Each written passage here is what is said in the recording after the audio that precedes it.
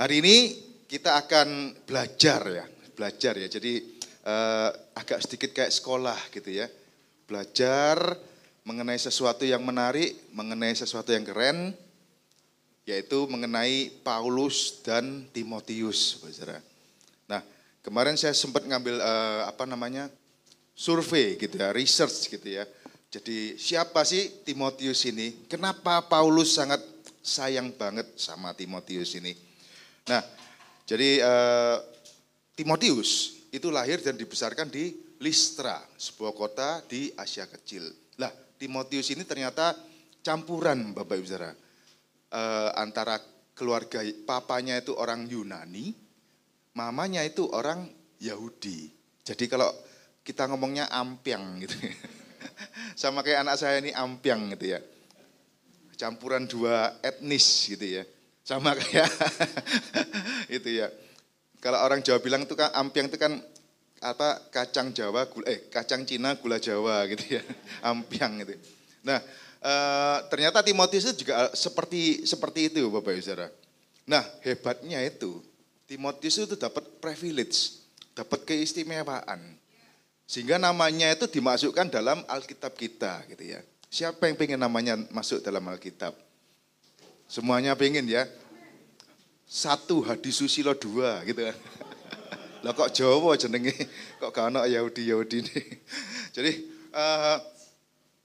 surat terakhir Paulus sebelum Paulus itu dihukum mati, itu adalah 2 Timotius, Bapak Saudara.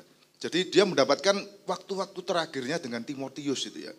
Jadi selagi waktu-waktu terakhirnya dengan Paulus ya, selagi Paulus itu di penjara, yang akan dieksekusi mati oleh Raja Kaisar Nero itu waktu itu, Kaisar Nero dari Roma. Jadi Paulus itu matinya dipenggal kepalanya ya. Nah, detik-detik terakhir itu yang nyateti perkataannya Paulus itu adalah Timotius ini. Jadi luar biasa ya Timotius ini ya. Dengan kata lain, Timotius mendapatkan keistimewaan untuk menerima tongkat estafet dari Paulus untuk menggembalakan jemaat yang ada di Efesus. Ini suatu hal yang luar biasa sekali. Jadi orang yang terakhir yang melihat keberadaannya Paulus, mendengarkan pengajarannya Paulus gitu ya. Lah hebatnya lagi, Timotius ini bukan sembarang orang juga gitu loh. Timotius ini meskipun masih muda, jadi dikatakan di Alkitab itu masih muda Timotius ini. Masih muda tapi dia rajin, dia mendengarkan semua perkataannya Paulus, dia catat semua perkataannya Paulus ya. Kalau enggak iso nulis Timotius enggak ada ini, 2 Timotius 2, 2 Timotius 1 Timotius 2 itu enggak ada. Itu dan satu lagi yang kita harus pelajari dari Timotius, itu Timotius itu sangat loyal, sangat setia kepada Paulus. Nah, bahkan Paulus pun sangat sayang kepada Timotius. Ah, iki gak iso aku.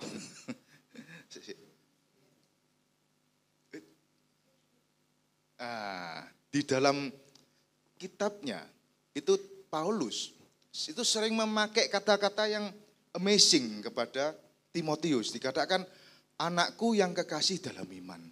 Bahkan dikatakan Timotius adalah saudara kita, teman sekerja, prajurit yang baik dari Kristus Yesus, pelayan Allah dalam Injil Kristus. Dan yang terakhir yang luar biasa, orang Allah, the man of God. Itu amazing sekali. Paulus sampai ngasih sebutan itu kepada Timotius ya.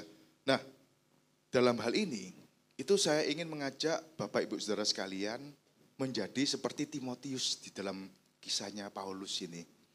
Pak Timotius itu sangat respect kepada Paulus. Dalam hal ini Paulusnya itu sebagai representasinya adalah Bapak dan Ibu Gembala ini. Bapak dan Ibu Gembala ini kan merupakan wakilnya Tuhan di dalam JKI MCC ini. Seperti Paulus di dalam kerajaan Romawi gitu ya. Nah, Timotius itu sosoknya rendah hati, rajin bekerja, rajin belajar. Semua apa yang ada di dalam Paulus itu diserap habis sama Timotius. Dan dilakukan beneran. Apa yang dipelajari dari Paulus itu dilakukan beneran sama Timotius ini. Mengenai teologinya Paulus, mengenai kepemimpinannya Paulus, mengenai seni beribadahnya Paulus, itu semuanya dipraktekkan benar sama Timotius. Jadi selagi Bapak Ibu Saudara ada di JKI MCC ini, saya melihat kenapa sih saya kok mau di JKI MCC ini? Karena saya melihat Pak Ping An dan Ibu ini. Jujur apa adanya, saya melihat sosok Kristus dalam diri Pak Ping An dan Ibu. Makanya itu saya sarankan Bapak Ibu Saudara menyerap, mendownload kalau istilah sekarang ini. Mendownload apa yang ada di pikiran, perkataan dan perbuatannya Pak Ping An dan Ibu. Pak Ping An itu bagi saya ya, itu mahasiswa teologi yang sangat luar biasa. Sampai sejauh ini beliau masih hafal pelajaran yang dulu-dulu gitu ya. Saya kan sudah segini dia, pelajaran SMA saya nggak hafal semua ada. Nggak hafal, nggak eling ya. Tapi beliau masih hafal loh. Setiap kali saya ingin membelajarkan sesuatu kepada Bapak Ibu Saudara yang saya pelajari di STT, beliau tahu semua loh. Dan sebelum ngomong beliau sudah tahu semua. Artinya Pak Ping An itu benar-benar murid atau mahasiswa STT yang luar biasa gitu ya. Dan dia praktekkan setiap harinya. Jadi jangan ragu-ragu mendownload ilmunya Pak Ping An. Pak Ping An pun saya yakin dan percaya tidak segan-segan, tidak pelit-pelit membagikan ilmunya kepada Bapak Ibu Saudara. Seperti yang saya alami sekarang ya. Saya kan kuliah nih, dan setelah dapat sesuatu, saya pasti bagikan kepada Bapak Ibu Saudara. Dan saya minta di video, Pak minta anunya Pak, link videonya Pak, supaya bisa saya download juga videonya. Suatu ketika nanti bakal saya dengarkan lagi. Jadi saya sering mendengarkan ibadah saya, khotbah saya sendiri. Gitu. Kata isi saya narsis. Wah kamu itu narsis, kamu dengerin khotbahnya sendiri gitu. Loh, daripada dengerin khotbahnya orang gitu. Nah, jadi kebetulan di saat detik-detik terakhirnya Paulus mau meninggal, itu Paulus memberikan contoh gitu ya. Contoh mengenai teladan apa sih yang harus Timotius lakukan untuk menggembalakan jemaat di Efesus. Nah, ini dia yang pagi ini akan kita pelajari. Next. Jadi Paulus memberikan 3 sosok contoh kepada Timotius. Mungkin Bapak Ibu sudah tahu ya contohnya ya, yaitu seorang prajurit, seorang atlet, dan seorang petani gitu ya. Tiga sosok ini atau 3 profesi ini itu sangat bertentangan satu dengan yang lain. Paulus itu sangat amat pandai. Kalau zaman sekarang ini, Paulus itu adalah seorang profesor Bapak Ibu. Jadi Paulus itu beneran kalau zaman sekarang itu Paulus seorang mahasiswa juga, kuliah dan dilatih oleh Gamaliel. Gamaliel itu juga seorang guru besar zaman itu. Bahkan Paulus ini kedudukan terakhirnya itu ada kayak zaman sekarang ini Mahkamah Agung gitu ya, ketua Mahkamah Agung. Dia yang berhak menentukan orang ini salah atau tidak itu Paulus, Sanhedrin istilahnya zaman itu. Nah, sangat tinggi sekali jabatannya Paulus, orang pandai, orang cerdas, orang ambisius Paulus zaman itu. Nah, makanya beliau selalu mengajarkan ajarannya Paulus itu menarik, modern dan sangat relate dengan kondisi hari ini gitu ya. Itu yang saya senang dari surat-suratnya Paulus itu. Khususnya hari ini, next, kita akan belajar mengenai prajurit Bapak Ibu Saudara. Jadi satu hari ini kita seluruhnya seharian ini kita akan belajar mengenai, enggak satu harian ya berarti, 45 menit ini. Langsung noleh kabeh satu hari, mulai jam 5 ya kira. 45 menit ini kita akan belajar mengenai seorang prajurit gitu ya. Setuju? Siap? Siap belajar? Oke, next. Nah, mari kita baca bersama-sama. 2 Timotius 2 ayat 1 sampai 4, 3, 2, 1. Sebab itu, hai anakku, jadilah kuat oleh kasih karunia dalam Kristus. Apa yang telah kau percayakanlah itu kepada orang-orang yang dapat dipercayai dan juga cakap mengajar kepadanya. Ikutlah menderita sebagai seorang prajurit yang baik dari Yesus.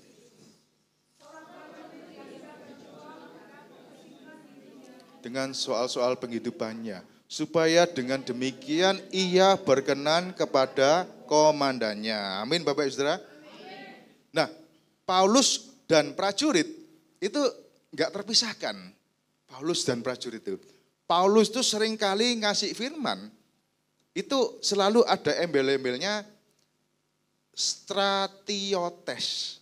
Stratiotes itu artinya kalau bisa dibuka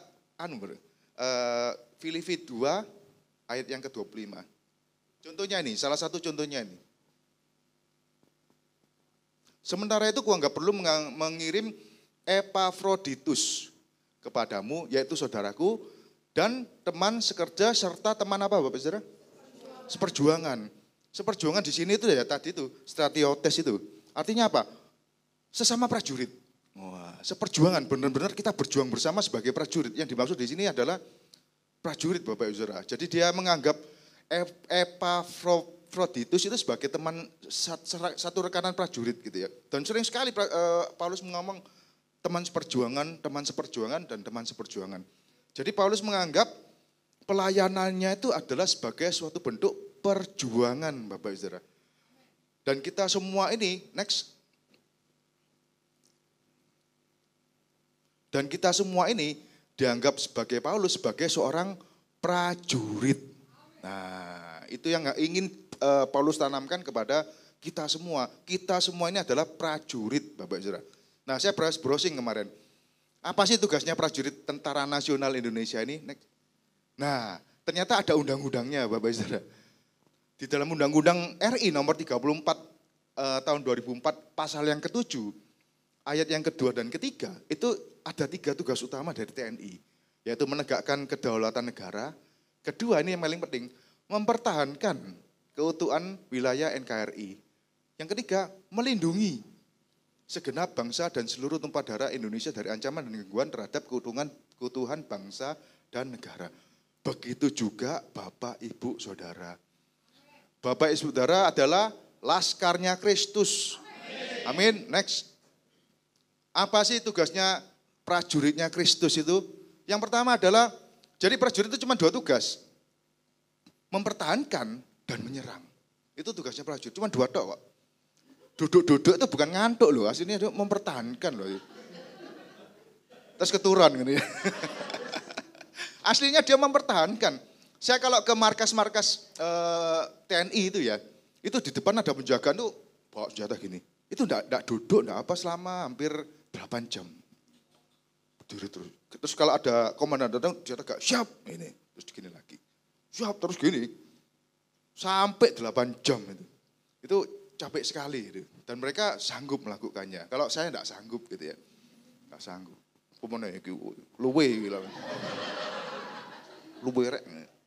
Nah, yang ingin diajarkan oleh Paulus dalam hal mempertahankan, itu apa sih? Itu yaitu mempertahankan iman kita dari serangan iblis, Bapak Ibu Saudara. Sekarang ini di luaran sana itu semakin ke sini, serangan iblisnya semakin enggak karu-karuan. Enggak cuma ke kita aja. Ajaran sesat mulai berkeliaran di mana-mana. Terus belum lagi godaan duniawi. Sosmed itu godaan duniawi, Bapak Ibu Saudara. Ngelihat, wih, anu rek ngelencor nang Bali rek kan gitu. Hari ini mestinya saya di Bali Bapak Ibu Saudara. Tapi demi Bapak Ibu Saudara saya balik ke Surabaya nih. Jadi Kamis kemarin saya ke Bali. Rencana mau saya jos sampai besok kan masih libur. Selasa pun masih libur itu. Tapi kok iling-iling mukanya Pak Pingkan gitu ya. Mungkin didoain tidak malam semoga balik. Saya balik. Kemarin siang saya balik jam 3 sampai. Jadi godaan duniawi sekarang ini sangat edan-edanan, gila-gilaan sekarang ini. Luar biasa. Gampang-gampang Shopee. Nah, ini godaan duniawi Bapak Ibu Saudara. Dulu kita kalau mau beli barang, itu ada wegahnya. Males ganti kelambi, ya toh, numpak becak. Nah, dulu kan naik becak kita kalau ke pasar itu ya. Sekarang duduk-duduk di rumah, tiduran, itu bisa sambil belanja, ngetek-ngetek duit. Ya toh?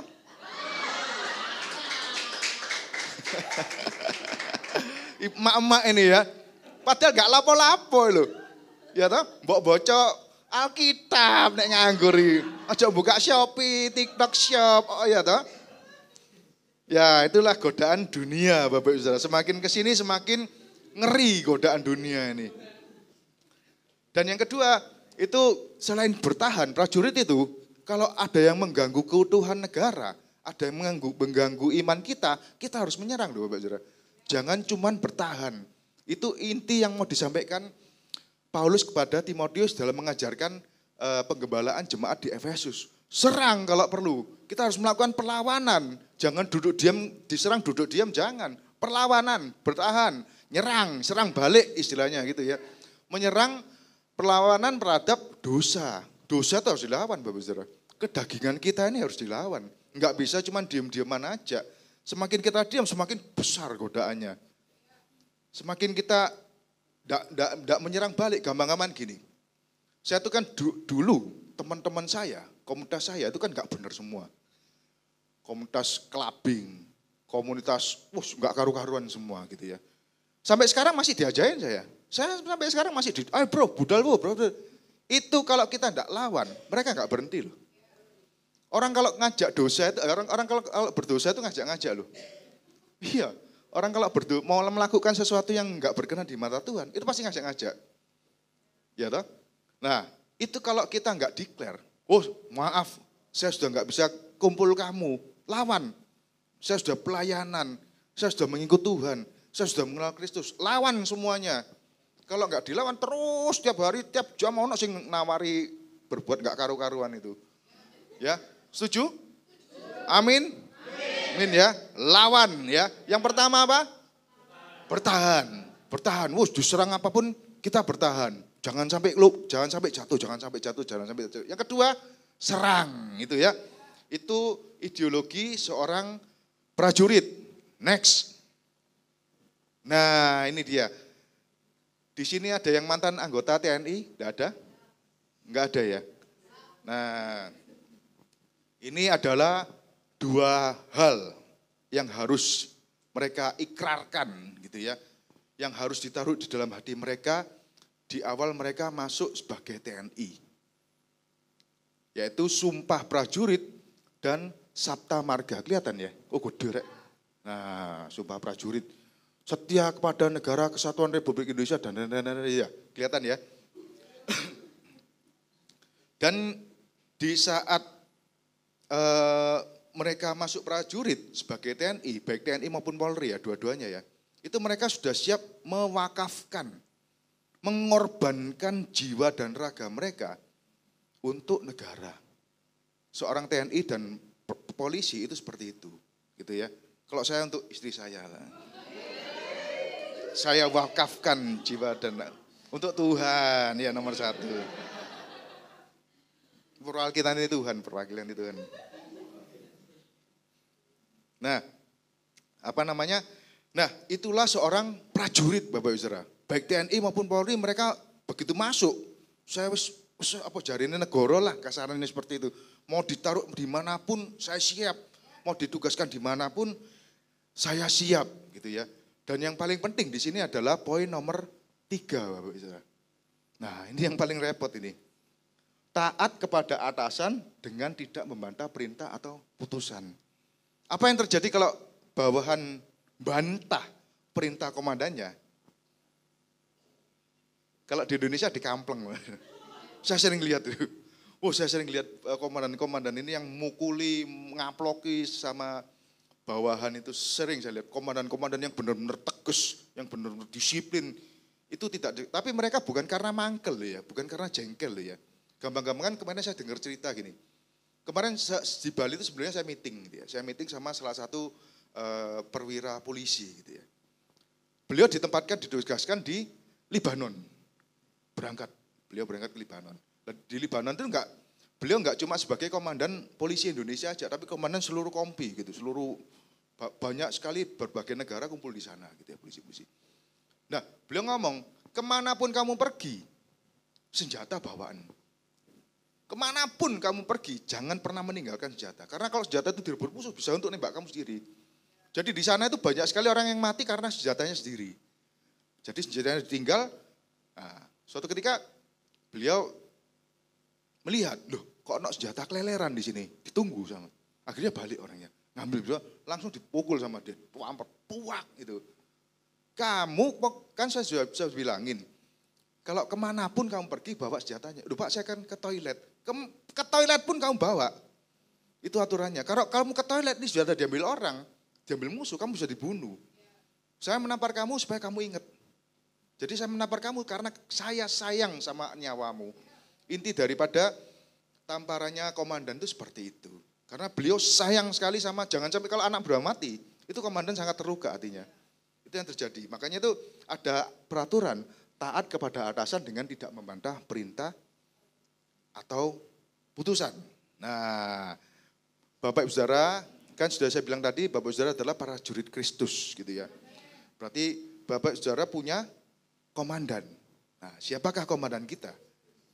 Next. Setiap prajurit punya komandan. Komandan tertinggi kita atau pemimpin agung kita adalah Yesus Kristus. Sebagai prajuritnya, kita harus taat. Tidak pernah bantah sama firman Tuhan. Itu yang harus kita teladani dalam hidup ini. Lah, Tuhan sendiri sebagai komandan, itu enggak pernah beri nasihat ke kita. Kalau Bapak Ibu Saudara baca di Alkitab, Perjanjian Lama terutama ya. Semuanya nada perintah loh Bapak Ibu. Janganlah kau makan buahnya. Jangan membunuh. Ya toh? Jangan menyebut nama Tuhan dengan sembarangan. Hormatilah ayah orang tuamu. Jangan berzina, jangan mencuri, jangan berdusta, jangan mengingini milik orang lain. Semuanya perintah loh. Sebagai komandan agung kita, itu Yesus Kristus, Tuhan Allah kita, tidak pernah ngasih saran nasihat. Kok semuanya perintah-perintah dan perintah. Dan kita sebagai prajuritnya, itu kita alangkah baiknya kita taat. Dan tidak pernah membantah sama firman atau perintahnya Allah kita. Amin ya. Saya pun juga sudah berkomit melakukan hal yang sama. Bagi saya, Pak Ping An itu adalah komandan saya. Bagi saya. Jadi beliau minta apapun, saya nggak pernah bantah. Siap, siap. Jadwal apapun siap. Meskipun long weekend, tapi siap. Ya. Ini long weekend loh. Tak ulangi, mestinya saya itu di Bali loh ini.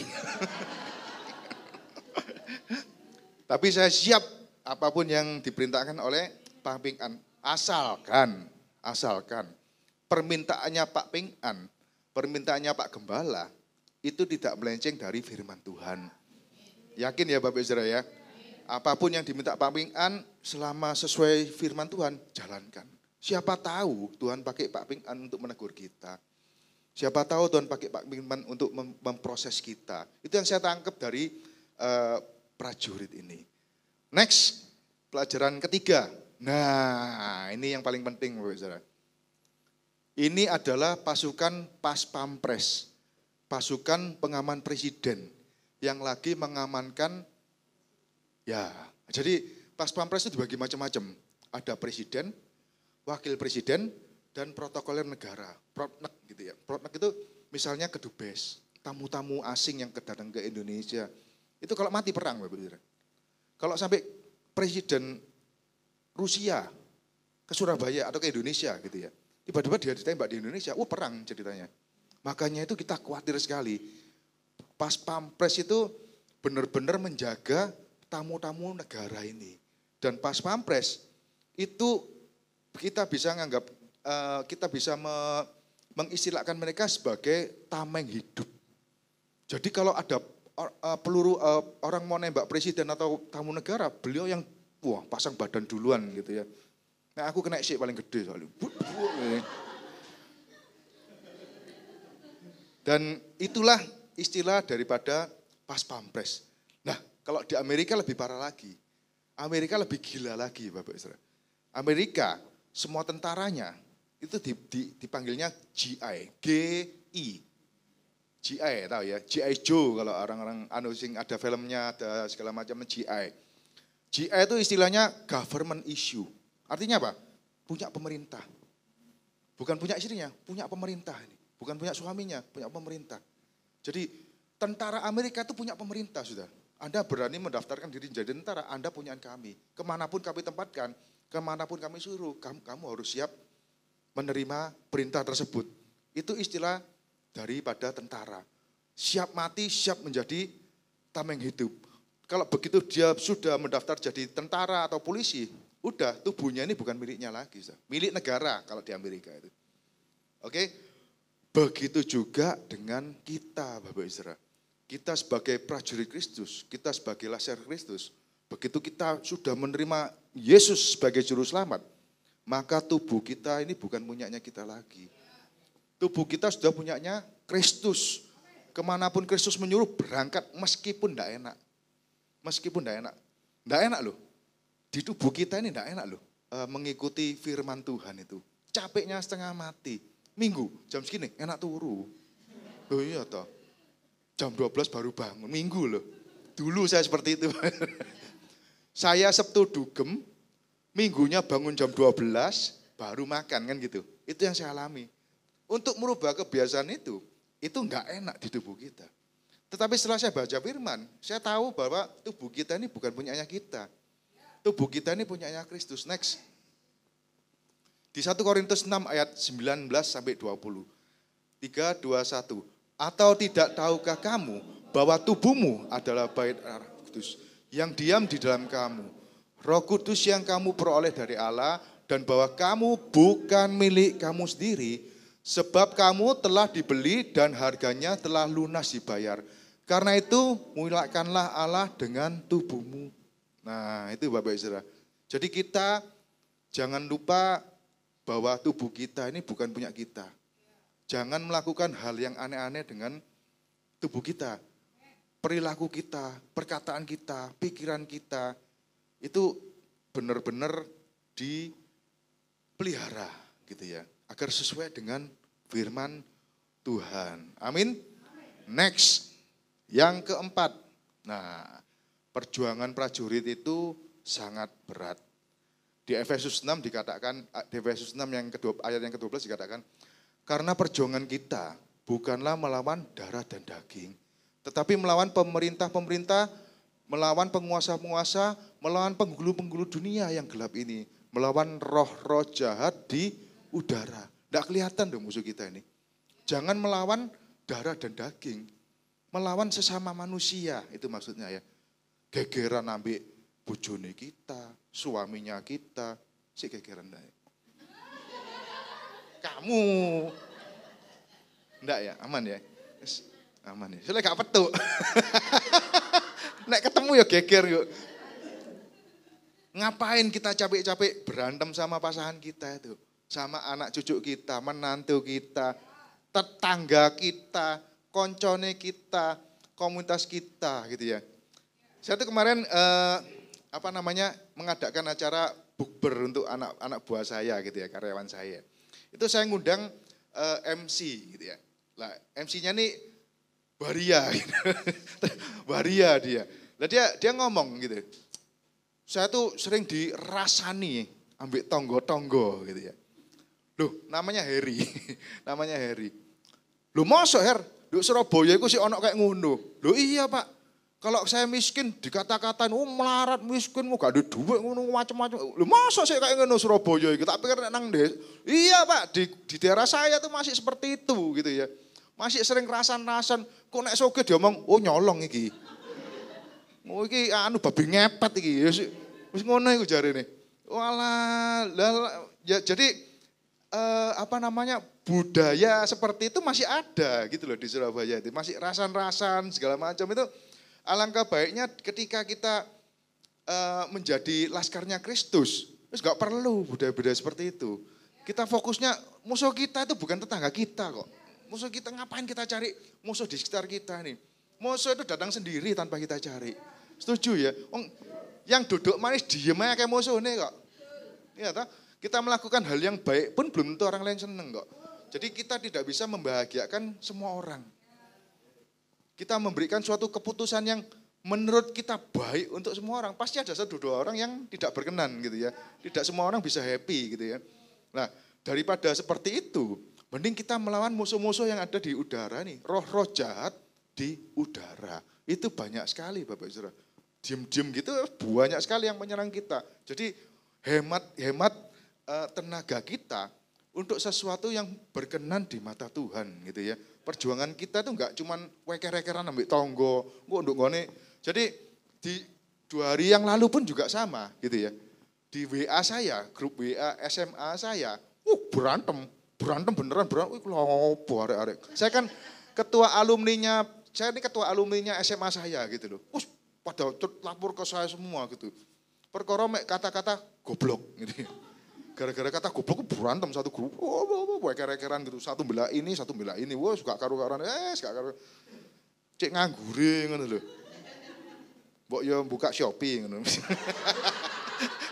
Kalau buka Shopee kan enggak ada yang berantem gitu ya. Sing ngamuk bojone biasa. Pendino paket ngono. Mbok yo baca firman gitu ya. Amin ya. Coba buka Shopee padha berantem maneh. Nah, apa namanya?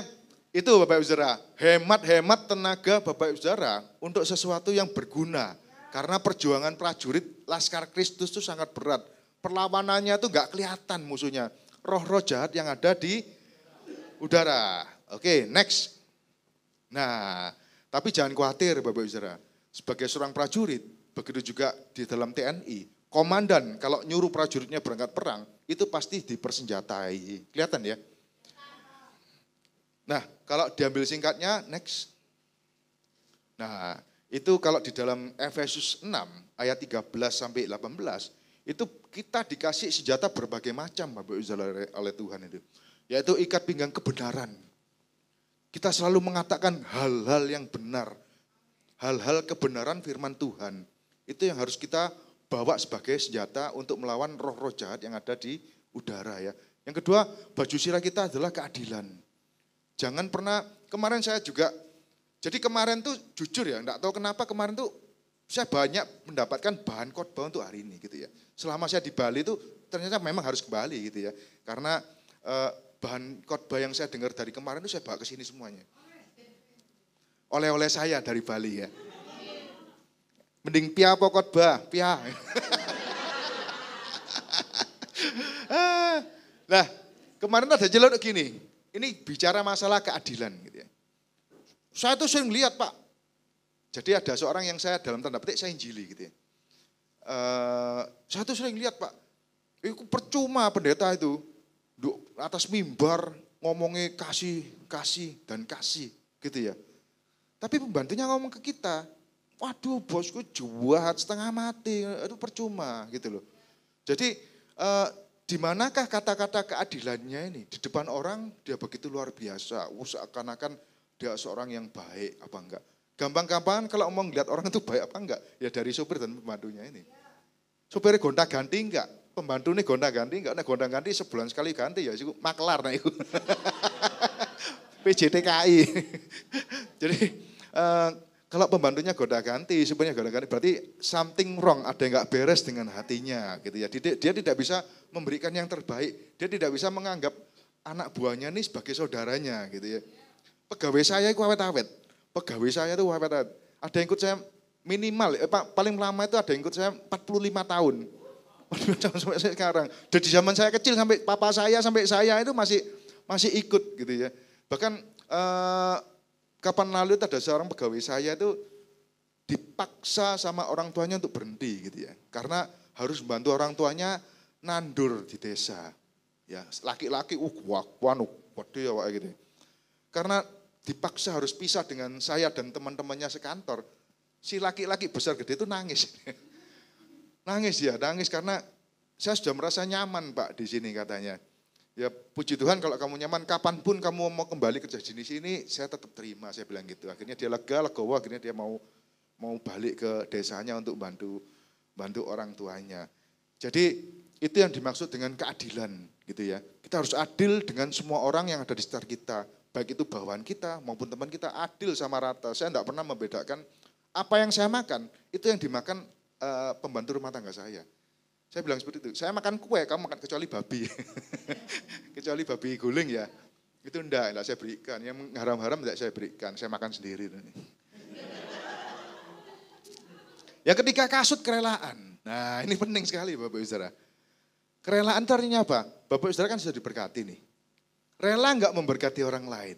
Nah itu sangat penting Bapak Ibu Saudara. Jangan sampai menjadi batu sandungan dalam kita belum melawan roh jahat yang ada di udara, kita sudah melawan orang-orang di sekitar kita. Itu yang enggak diinginkan sama Tuhan. Jangan melawan sesama manusia.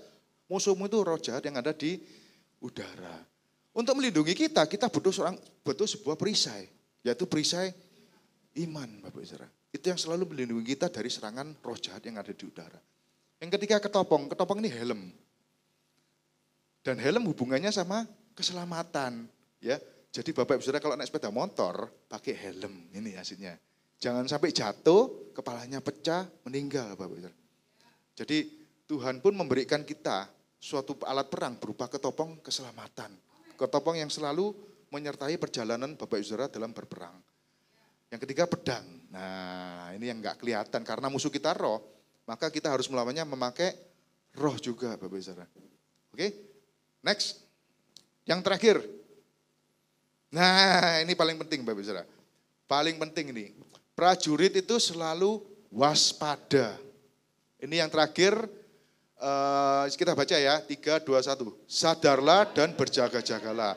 Lawanmu si iblis berjalan keliling sama seperti singa yang mengaum-ngaum dan mencari orang yang dapat ditelannya. Kalau di terjemahan bahasa Indonesia masa kini, hendaklah kalian waspada. Ya, saya tuh punya teman seorang pas pampres, makanya saya banyak cerita soal pas pampres. Pas pampres itu pasukan pengaman presiden gitu ya. Orangnya tinggi gede gitu. Nah, kebetulan beliau sekarang ditempatkan untuk mengawal atau menjaga. Jadi mantan presiden itu juga dijaga Bapak Saudara. Termasuk Bu Megawati, SBY dan lain-lain itu masih dijaga sampai hari ini oleh Pas Pampres itu. Beliau sekarang lagi bertugas menjaga Pak SBY. Meskipun sudah bukan presiden tetap dijaga ya. Beliau cerita, saya itu memang dididik untuk selalu waspada. Bahkan look simbol atau motonya Pas Pampres itu cuma 2, setia waspada. Itu cuma 2, jadi motonya Pas Pampres itu. Dari kecil, dari saya masuk pendidikan sampai sekarang, saya tetap dilatih waspada. Nah itu saya ingin Bapak Saudara juga melatih kewaspadaan Bapak Saudara. Apa yang dilatih dari seorang Pas Pampres? Jadi yang pertama, Pas Pampres tidak boleh percaya sama sesama Pas Pampres.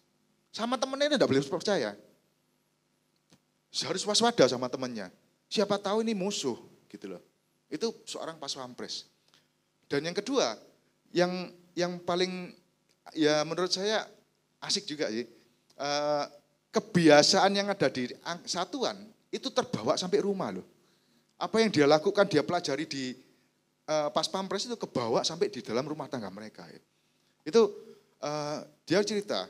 Dan saya juga, saya juga merasakan hal yang sama gitu ya.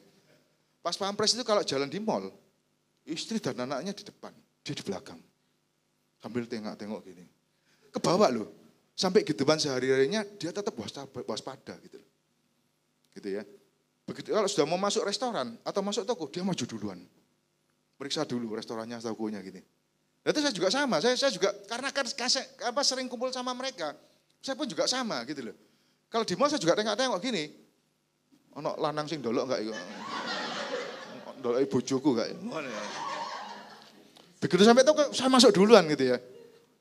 Tak tonton sik regone. Pas Pampres. jadi waspada Bapak Ibu Saudara. Sebagai prajurit Kristus kita harus tetap waspada. Oke? Amin. Jadi dalam hal melayani jiwa-jiwa, itu Rasul Paulus ingin kita supaya tetap mengambil teladan seorang prajurit. Ya. Kami undang teman-teman PAW untuk naik atas. Apa yang harus kita pelajari dari seorang prajurit, sosok seorang prajurit? Yang pertama, prajurit itu setia. Prajurit itu taat sama pemimpin. Prajurit itu tangguh. Prajurit itu waspada. Siap mengorbankan nyawanya. Prajurit itu disiplin. Prajurit itu fokus. Itu yang harus kita pelajari dari seorang prajurit, Bapak Saudara. Nah, kalau kita pelajari dari sosok Paulus dan Timotius, itu saya juga ingin mengingatkan Bapak dan Ibu Gembala sebagai perwakilan atau halo Pak Ping-an, selamat datang. Welcome home. Jadi saya juga diingatkan untuk mengingatkan Pak Ping-an dan Ibu sebagai sosok Paulus dalam cerita ini untuk mencari Timotius baru, Pak. Amin ya. Nah saya lihat Pak Pengan sebagai Paulusnya ini kan sudah ada beberapa Timotius baru ini ya. Ada Bu Susantius gitu ya. Bu Jasentius mana? Itu ada ya. Ya, puji Tuhan gereja JKI MCC ini benar-benar menjalankan firman Tuhan gitu ya. Apa yang digambarkan dalam firman Tuhan benar-benar dijalankan. Bapak Ibu Saudara tidak salah untuk beribadah di JKI MCC. Nah, sosok yang ingin ditanamkan oleh Paulus dalam hal prajurit ini adalah sosok yang terlatih. Kita harus melatih iman kita setiap hari. Iman kita harus dilatih loh Bapak Saudara. Jangan cuma diem-dieman dengarkan, tetap dilatih. Harus dipraktekkan iman kita ini. Terus tidak mudah putus asa. Itu yang paling penting dari prajurit.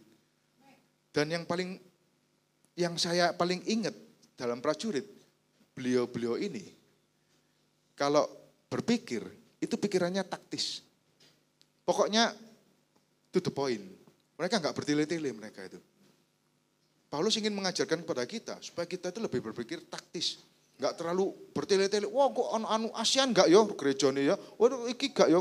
Anu jemaatnya anak-anak nggak yo? Anu ini lagunya anak-anak itu yang nggak diinginkan sama Paulus. Jemaat sekarang ini lebih ke arah ke sana, lebih nyari gereja yang ber-AC, gereja yang lagunya enak, gereja yang bane megah, penyanyinya nyaring suaranya. Terus ya itu yang tidak diinginkan oleh Paulus. Nah, yang terakhir adalah sosok yang mengutamakan misi. Amin ya. Itu seorang prajurit. Begitu dia dikasih misi, pikirannya fokus, pikirannya taktis, tidak bertele-tele. Yang penting dia menyelesaikan misi itu. Kita semua ini kan semua punya misi dari komandan kita tinggi kita, yaitu Kristus ya. Yaitu mencari jiwa-jiwa gitu ya. Dan membaptisnya di dalam nama Bapa, Putra, dan Roh Kudus ya. Itu misi kita. Kita harus fokus cari jiwa-jiwa di sekeliling kita. Jangan cari jiwa di gereja lain gitu ya. Cari yang betul-betul belum mengenal Kristus. Nek golek liyane iku kulaan niku jenenge. Duduk mencari jiwa, kulaan niku. Jiwane sono tinggal ditarik kan gitu. Nah, itu yang bisa saya sampaikan siang hari ini. Semoga Tuhan memberkati. Amin.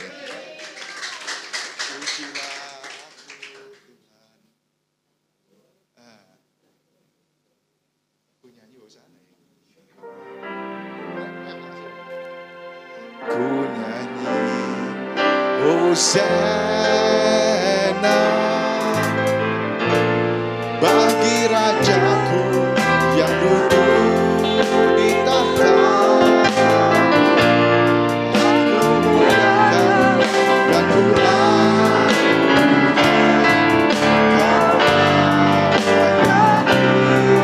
semua. Hosana bagi Rajaku yang duduk di tahta. Aku muliakan dan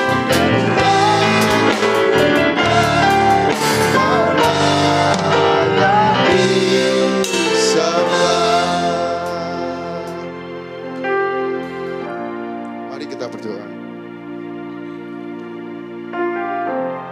Hamba telah selesai menyampaikan isi firman-Mu ya Tuhan. Kami bersyukur atas firman-Mu yang hidup dan penuh kuasa. Terima kasih Engkau telah berbicara kepada kami melalui kebenaran firman-Mu hari ini ya Tuhan. Kami percaya bahwa firman-Mu adalah pelita bagi kaki kami dan terang bagi jalan kami. Kami mohon kiranya agar firman-Mu ini dapat termateraikan dalam hati kami. Biarkan setiap ajaran, hikmat, dan kebenaran yang telah kami dengar tidak hanya masuk ke telinga kami, tetapi juga tertanam di dalam hati kami. Berbuah-buah lebat dalam setiap kehidupan kami, ya Tuhan.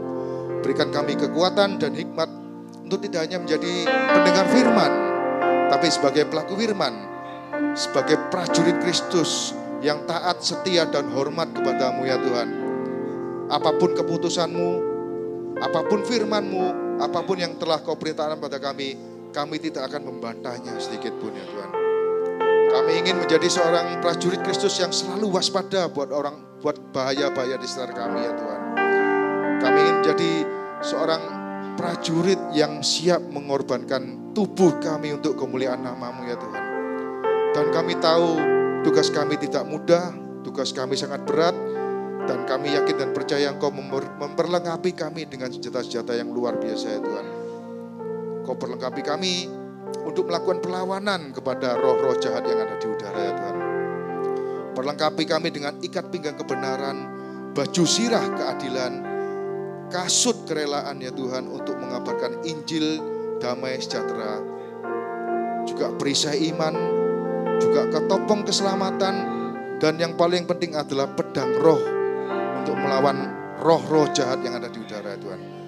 Kami serahkan seluruh perjuangan kami hanya ke dalam tangan-Mu ya Tuhan. Kami berjuang untuk memuliakan nama-Mu di dalam nama Yesus Kristus, Allah yang hidup. Semua yang percaya sama-sama katakan amin. Tuhan memberkati.